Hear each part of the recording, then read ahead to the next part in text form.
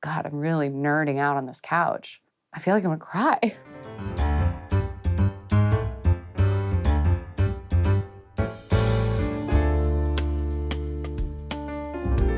Hi, I'm Jennifer Lawrence, and I'm gonna be playing back some films that are special to me.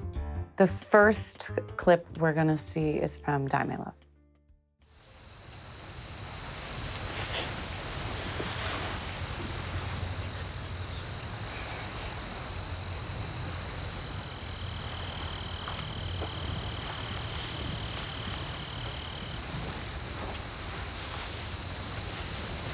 You want to get married?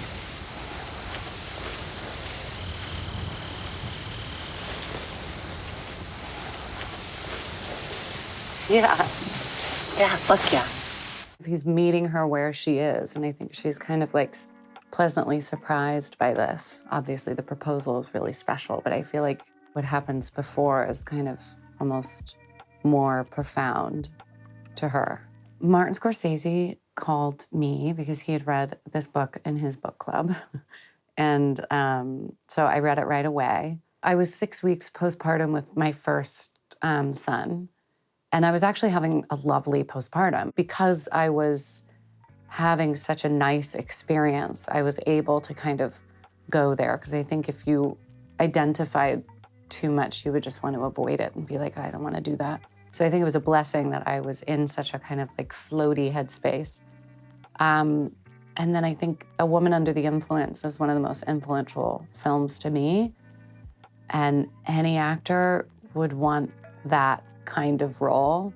So if this can work, this would be the most phenomenal thing to do. What struck me at first was this isn't a normal movie because it's, you know, it's all told from the character's inner world and inner monologue. So it has to be made in like a subversive way. And I think the only filmmaker that comes to mind for me when I think who is a poet is Lynn Ramsey. She's a poet. If anybody can create this for cinema, it's only Lynn Ramsey. And then she said yes. This is the best movie I've ever seen. This is one battle after another. What time is it? You know, I don't remember that part. All right, let's just not nitpick over the password stuff. Look, this is Bob Ferguson. All right, you just called my house. Let's cut the. I need the rendezvous point. What time is it? Look, Steve Lockjaw just attacked my home. Time is an illusion, but it controls us anyway. You understand? Right. I don't remember any more of this. I don't remember any more of this code speak. All right, let's just get on with what is the rendezvous point. I can't remember a time where I've had an experience like that in the cinema. And it was shared. When it was over, everyone applauded. I just kept thanking my husband over and over and over again because he had booked the tickets like 2 weeks in advance. And I just couldn't say anything else other than just like, thank you for that experience. You have to see it in theaters. I think it's an impossible pace to uphold. There's not an extra minute in it. At no point does it drag. And P.T. Anderson has so many characters inside of him, and they're all so visceral, so real, that it's so alive, and you're in it. Every character, you know them, and you see them. I mean, the performances are unbelievable. Sean Penn, I mean, Leo, obviously, but I mean, my God. This was the movie that really put me on the map. This is Winter's Bone. If Dad has done wrong, Dad has paid. And whoever killed him, I don't need to know all that. But I can't forever carry them kids. And my mom. Not without that house.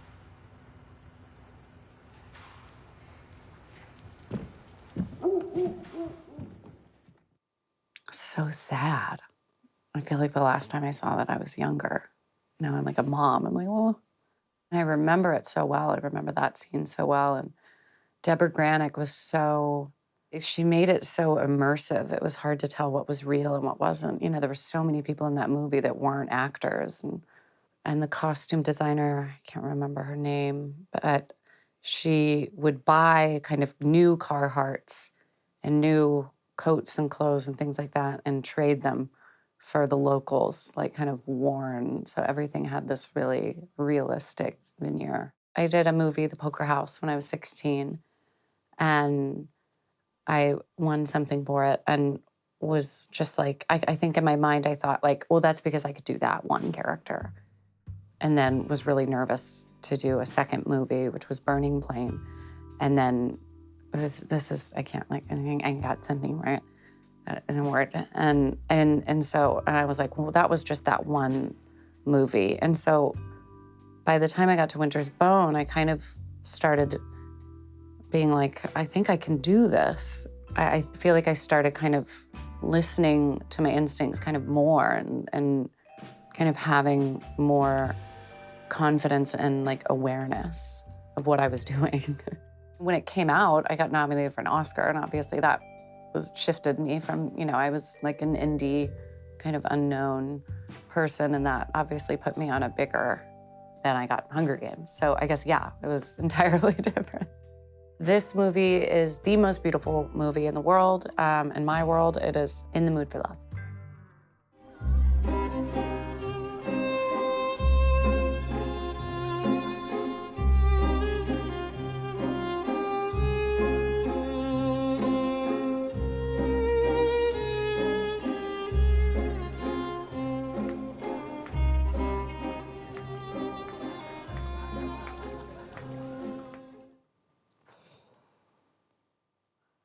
I mean, I don't,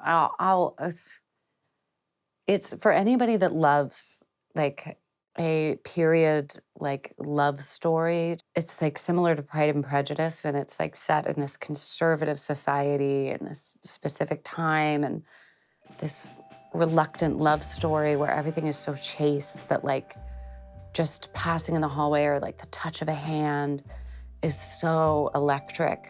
And the cinematography and the set design is so beautiful. There's pastels and pops of color. There's source lighting with shadows. I mean, if anybody wants to do anything in film, this is a must. You must see In the Mood for Love. My husband is more of a cinephile than I am, so he's showed me a lot of stuff.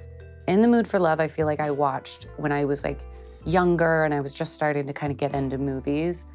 And I loved the love story, but I didn't understand visually kind of what was happening until I had more experience, because I'm always interested on set, you know, what the camera guys are doing, how the DP, see, it's just interesting to me because it's not my world. So with more experience, I started paying attention to cinematography. And so my husband and I were trying to find something to watch, and we were both like, oh, I could totally rewatch In the Mood for Love. And I was like, yeah, I would love to rewatch In the Mood for Love. And then it was like, I had never seen it before. And it was just overwhelming. It just makes you cry like, when you look at, when somebody is so talented, when there's a group, because what I love about film is the collaboration. You have somebody who's been studying styling for years and they do wardrobe, and that combines with somebody who knows how to think of what a person's apartment would look like and where they live, and production design and the cinematographer and the directing, and it all comes together. Obviously the actors and the performances, but looking at something so beautiful and seeing people that are so talented, a talent like Wong Kar-wai, being alive and being able to witness. Like, that's how I felt when I saw One Battle After Another. The fact that I am alive and I got to see this in theaters, I feel so grateful. And that's how I felt when I watched In the Mood for Love. The cinematography made me cry. God, I'm really nerding out on this couch. I feel like I'm gonna cry. What is the one piece of film or piece of TV that you think everyone should watch at least once, and why? You're gonna make me choose between In the Mood for Love and One Battle After Another and Phantom Thread? Oh, God. In the Mood for Love.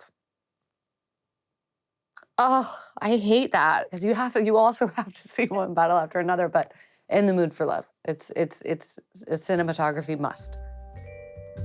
That's the house from Die My Love. bonsai tree.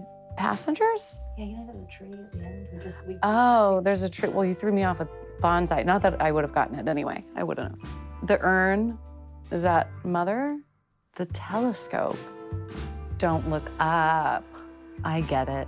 And what are the books? Oh, they're just books. Oh, they're just books. Oh, okay. I got them all? You got them all. Okay. Thanks for having me.